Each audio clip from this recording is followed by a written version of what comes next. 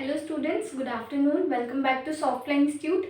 आज की इस क्लास में मैं आप सभी से शेयर करने वाली हूँ इनडिज़ाइन एडिट मेन्यू के ऑप्शंस के बारे में। जैसे लास्ट क्लास में मैंने आपसे शेयर किया था इनडिज़ाइन के फाइल मेन्यू के ऑप्शंस के बारे में, जिसमें हमने सीखा कि कैसे हम अपनी फाइल को सेव कर सकते हैं, क्लोज कर सकते हैं, उसको पैकेज में क्रिएट करना और प्रिंट करना, डॉक्यूमेंट की सेटिंग्स करना। तो ये सारी चीज़ें हमने सीखी थी फाइल मेन्यू में, और आज की इस क्लास में मैं आपको बताने जा रही हूँ एडिट मेन्यू के ऑप्शंस। तो चलिए बिना देर के हम क्लास को स्टार्ट करते हैं।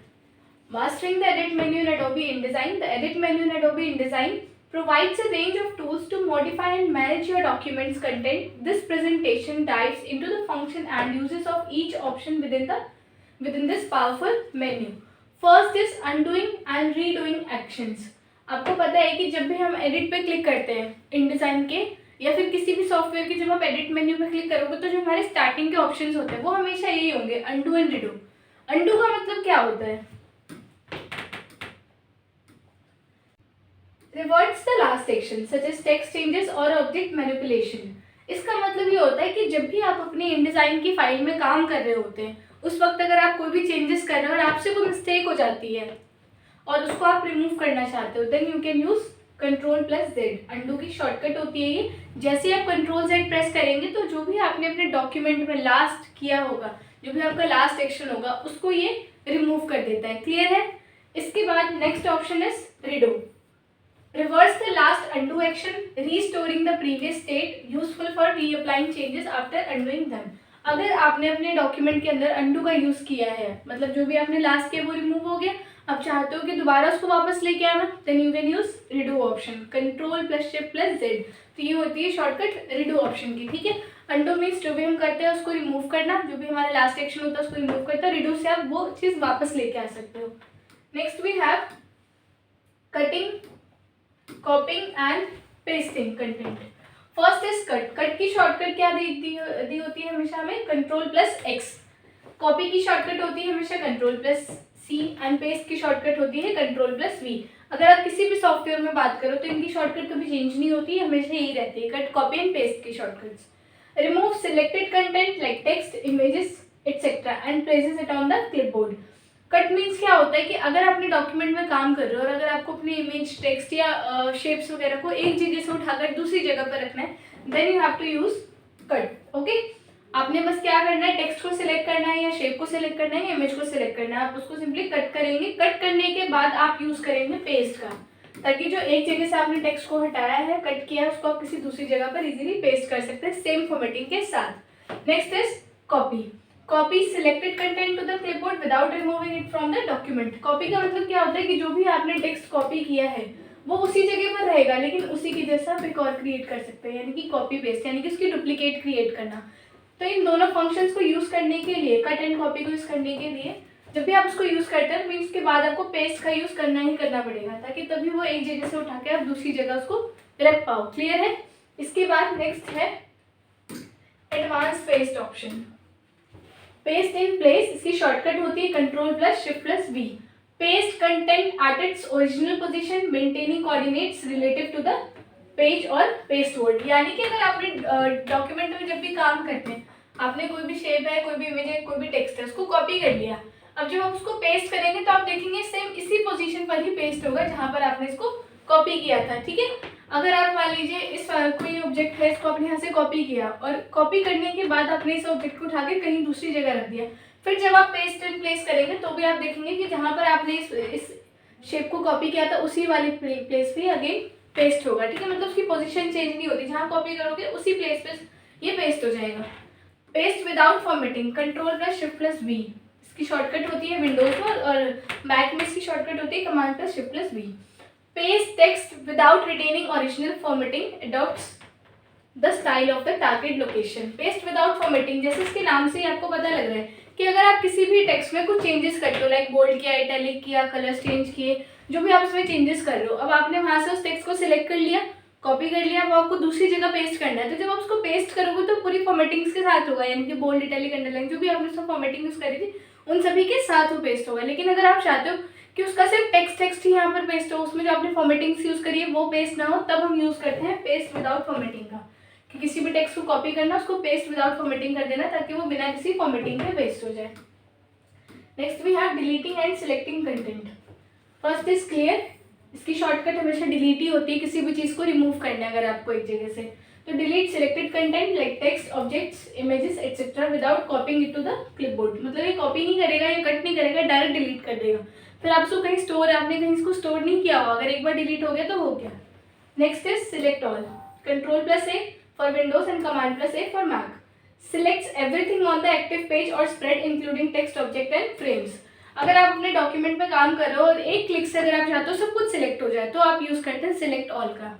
सिलेक्ट ऑल की शॉर्टकट क्या होती है? Ctrl+A। Ctrl+A प्रेस करते ही आपके डॉक्यूमेंट में जितना भी कुछ आपने काम किया होगा, टेक्स्ट है, इमेजेस है, फ्रेम्स है, शेप्स है, उन सबको ये एक क्लिक से सिलेक्ट कर लेता है।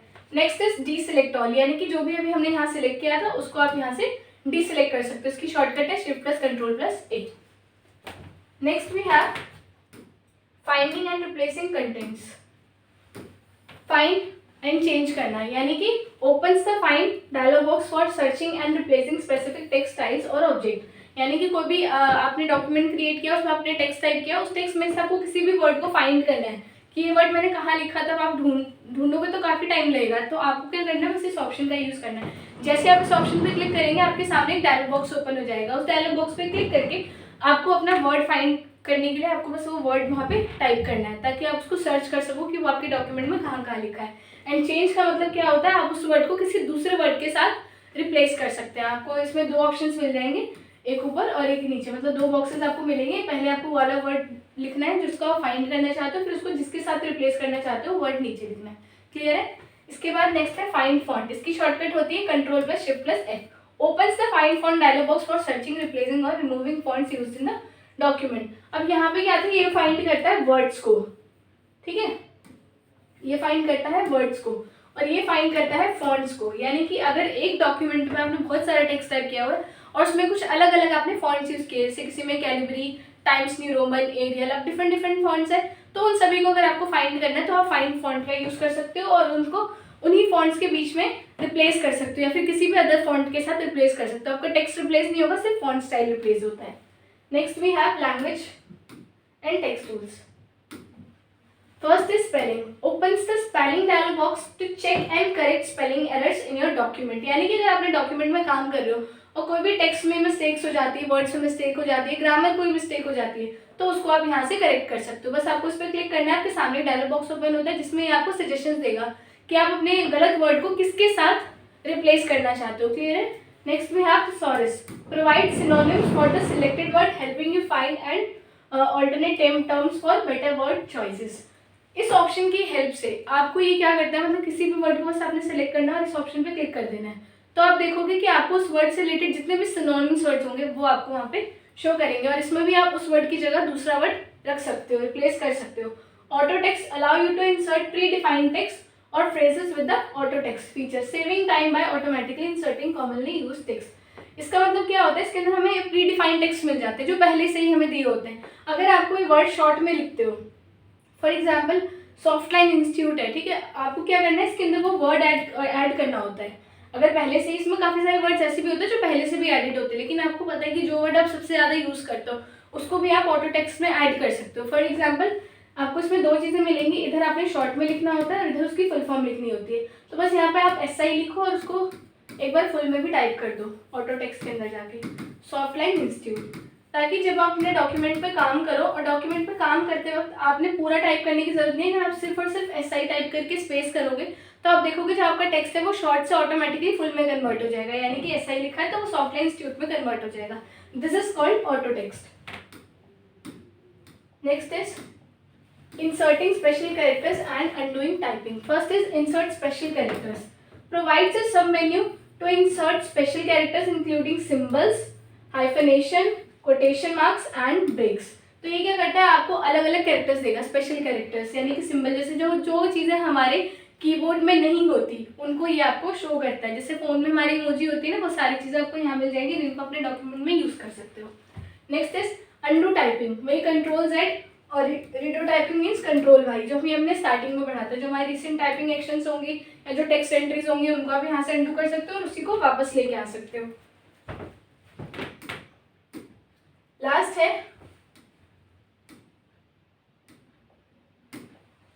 preferences, shortcuts and customization. First is preferences. Opens the preferences menu to adjust InDesign settings including general interface, type units and increments and file handling.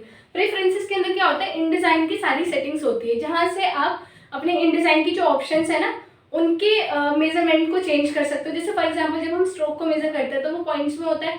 अगर आप किसी बॉर्डर की थिकनेस को करते हो तो भी वो पॉइंट्स में होता है. या आप जैसे रूलर ले रहे हो, गाइडलाइंस ले रहे हो, ग्रिड लाइंस ले रहे हो तो इंचेस, सेंटीमीटर अलग अलग मेजरमेंट होते हैं. तो अगर आपको उनमें से कोई भी चेंजेस करने की, जो आपकी स्ट्रोक है वो हमेशा पॉइंट्स में आते हैं, तो अगर आप चाहते हो कि वो सेंटीमीटर्स में वो इंचेस में आए तो उनके मेजरमेंट्स आप यहाँ से चेंज कर सकते हो, उसकी यूनिट वगैरह. अगर आपको कोई टाइप स्टाइल चेंज करना है, आपको पता है कि जब हम फॉन्ट पे क्लिक करते हैं तो रिसेंट फॉन्ट हमें शो करते हैं या 5 या 10 या जितने आपने इसके अंदर सेट किए होंगे उसके अकॉर्डिंग, तो इनको आप चेंज कर सकते हो यहाँ से. ठीक है, जो बाय डिफॉल्ट सेटिंग्स होती है उनको आप यहाँ से चेंज कर सकते हो. Next is keyboard shortcuts. Open the keyboard shortcut dialog to customise default shortcuts to और create new ones for tools and functions. Keyboard shortcuts के अंदर आपको अपने InDesign के हर एक ऑप्शन, हर एक टूल का शॉर्टकट शो होता है जहाँ से आप उसको देख सकते हो. प्लस आप कस्टमाइज भी कर सकते हो, जैसे कि कंट्रोल एन होती है, इसकी शॉर्टकट होती है न्यू की. अब आप चाहते हो कि उसकी शॉर्टकट कंट्रोल एन ना रहे, जो आप बनाओ वो रहे, तो आप यहाँ पर आके कस्टमाइज भी कर सकते हो कि आपको न्यू की शॉर्टकट ये नहीं चाहिए, कुछ और चाहिए. ठीक है, इसके बाद है customize menus. Allow you to modify and rearrange options and menus in the InDesign workspace. InDesign के अंदर फाइल में ऑप्शंस होते हैं, एडिट में ऑप्शंस होते हैं, व्यू में ऑप्शंस होते हैं. जितने भी ऑप्शंस आपको यहाँ पे शो कर रहे हैं उनको आप कस्टमाइज कर सकते हो कि आपको कोई ऑप्शन उसमें से हाइड करना है या फिर शो करना है, तो then you can use it easily. ठीक है, तो ये थे हमारे InDesign के एडिट मेन्यू के ऑप्शंस. एंड आई होप कि आपको ये क्लास समझ में आई होगी. अगर आपको कोई भी डाउट है then you can ask me freely. Thank you so much.